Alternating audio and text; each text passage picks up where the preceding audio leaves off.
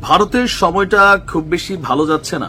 একদিকে পেহেলগামে এই ঘটনার পর বরাবর পাকিস্তান বলে আসছিল যে এটা একটা ফলস ফ্ল্যাগ, অর্থাৎ কাশ্মীরে জম্মু কাশ্মীরকে নিজেদের টোটালি আয়ত্ত নেওয়া বা সেখানে সুযোগ সুবিধাগুলোকে ছড়িয়ে দিয়ে একটা রাষ্ট্রের অংশ হিসেবে এটাকে ঘোষণা করা।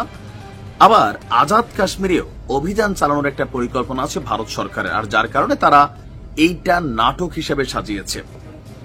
এটা নিয়ে নানান যুক্তিতর্ক প্রশ্ন আছে। এর মাঝখানে আমরা দেখলাম গত 6 দিন যাবত অনেক কিছু হচ্ছে। ইভেন নিউ ইয়র্ক টাইমসের প্রতিবেদন বলছিল যে নরেন্দ্র মোদী তিনি পৃথিবীর অনেকগুলা দেশের সাথে কথা বলেছেন, যারা রাষ্ট্রনেতা আছেন তাদের সমর্থন চেয়েছেন, এমনকি যদি যুদ্ধ হয় তাহলে তারা যেন তাকে সাপোর্ট করে সেই লক্ষ্যে ভারতের পররাষ্ট্র মন্ত্রণালয়ে প্রায় 100টি দেশের কূটনীতিকদের সাথে দফায় দফায় বৈঠক হয়েছে। সর্বশেষ নরেন্দ্র মোদী সেনাবাহিনী, বিমান বাহিনী, নৌবাহিনীকে পূর্ণ স্বাধীনতা দিয়েছেন। এই যখন অবস্থা, তখনই মরার উপর খরার ঘা, ইন্টারন্যাশনালি একটা চাপ তৈরি হচ্ছে ভারতের উপর। দ্য ইকোনমিস্টের একটা প্রতিবেদন সামনে আসার পর মনে হচ্ছে ভারত যে আন্তর্জাতিক সমর্থন সেটা হারাতে পারেন। তবে হ্যাঁ, এটা পাওয়ার ক্ষেত্রে ভারতকে শর্ত সাপেক্ষ একটা ইস্যু সামনে আসতে যাচ্ছে। এই ঘটনার পর বরাবরই পাকিস্তান বলছিল চীন এবং রাশিয়ার মাধ্যমে একটা নিরপেক্ষ তদন্ত হোক যে এই ঘটনায় আদৌ কি পাকিস্তান কানেক্টেড কিনা, বা যেই সংস্থাটার নাম বলা হচ্ছে দ্য রেজিস্ট্যান্ট ফ্রন্ট, তারা আসলে কাদের টিম। রেজিস্ট্যান্ট ফ্রন্টের তারাও আবার একটা পাল্টা বিবৃতি দিল যে তাদের অ্যাকাউন্ট হ্যাক করে সেখান থেকে হামলার দায়ভার স্বীকারোক্তি দেওয়া হয়েছে, বাট আসলে তারা এই ঘটনা ঘটায় নাই। তখনই ভাবছে বিপদটা। এখন বিশ্লেষকরা বলছেন ভারত সন্ত্রাসী হামলার প্রতি প্রতিক্রিয়া জানাতে চাইলে প্রথমত প্রমাণের প্রয়োজন। ইতিমধ্যে স্থানীয় পুলিশ 2 জন পাকিস্তানি এবং একজন ভারতীয় সন্দেহভাজনের সন্ধানে রয়েছে।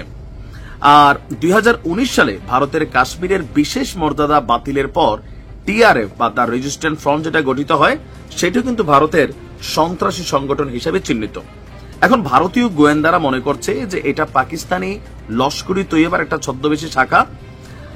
আর এখানে আপনার টিআরএফ এর সাথে এই লস্করি তৈয়বার যে সম্পর্ক আছে এটাও কিন্তু ভারত প্রমাণ করতে পারেনি এখনো, বাট তারা দাবি করছে।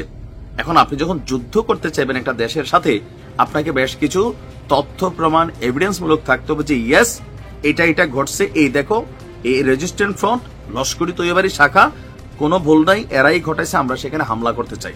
নাম্বার 2, তাদের প্রতিক্রিয়া কৌশলগতভাবে কার্যকর হতে হবে এবং ভারতের সামরিক, রাজনৈতিক, আন্তর্জাতিক লক্ষ্যগুলির সঙ্গে সংগতিপূর্ণ হতে হবে। এই কথা দ্বারা যেটা বুঝাইছে যে 2016 এবং 19 সালে হামলার পর ভারত পাকিস্তান শাসিত কাশ্মীরে বিমান হামলা এবং বিশেষ অভিযান চালিয়েছিল। তো সেই সময় আপনার 2019 সালে কাশ্মীরকে সরাসরি শাসনের আওতায় এনে শান্তির প্রতিশ্রুতি দিয়েছিল মোদীর সরকার। তবে এখন তিনি রাজনৈতিকভাবে চাপের মুখে আছেন।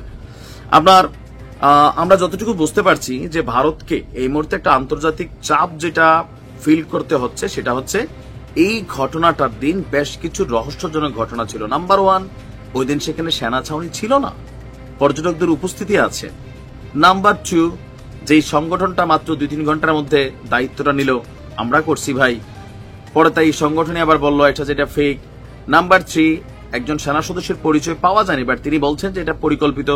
নাম্বার 4, পাকিস্তান বরাবরই বলছে যে আমরা যুদ্ধ চাই না, তবে আমাদের সাথে লাগতে আসলে আমরা ছাড়বো না। আমাদের উপর যেহেতু দায় দেওয়া হইতেছে, ফাইন, 2 দেশ একসাথে হইয়া নিরপেক্ষ 2টা দেশের মাধ্যমে সংস্থা তদন্ত, যাদের গোয়েন্দা অনেক কিছু আছে, তাদের মাধ্যমে এটা প্রমাণ হইতে হবে যে আমরা ঘটনা ঘটাইছি। এখন এগুলা ছাড়া এটা দোষ দিয়া, দোষ চাপাইয়া, জনগণকে উস্কাইয়া পাকিস্তানের বিরুদ্ধে লড়াই করার যে প্রচেষ্টা, সেটাকে ইন্টারন্যাশনালি পাকিস্তান বিট করার চেষ্টা করছে। আর এতে বিশ্লেষকরা বলছেন বা দ্য ইকোনমিস্টের নিবন্ধনটি বলছে যে ভারতকে প্রমাণ করতেই হবে যে এই ঘটনাটার পিছনে শতভাগ পাকিস্তান জড়িত, দেন আন্তর্জাতিক সমর্থনগুলা পাবে। আর নয়তো এটা নিয়ে আবার এখানে বহুত কিছু হয়ে যাবে। যুদ্ধের বেলায় আন্তর্জাতিক সমর্থন খুবই জরুরি। দেখা যাক ভারতীয় অগ্নি পরীক্ষা কিভাবে পার করে। ভালো থাকুন।